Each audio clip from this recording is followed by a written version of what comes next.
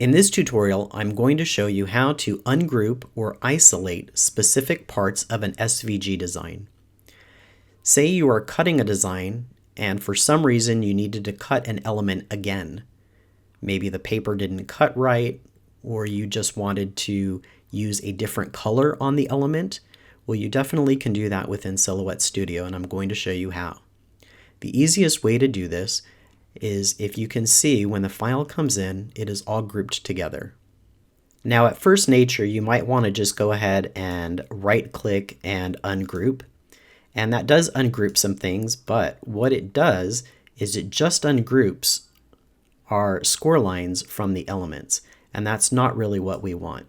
We want to go ahead and use the eraser tool in this instance, which will go ahead and separate all of our elements, including the score lines and the elements from each other. Now let me show you the example.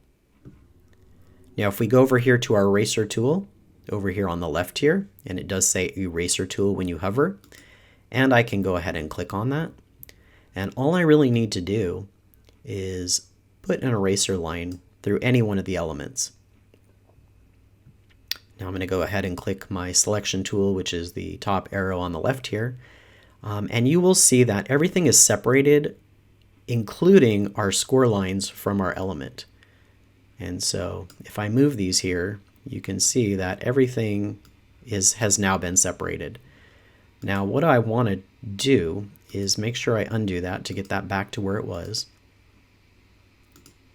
So before you move anything at this point, you are going to want to group these together. So I'm going to highlight everything, I'm going to right click, and I'm going to click group. Now you can see that this is now all one element, and I'm going to go ahead and do the same for this one. Right click and group. So say I just wanted to cut this element, I could go ahead and I can highlight this, and I can click my delete key, and I can highlight this, and I can click my delete key.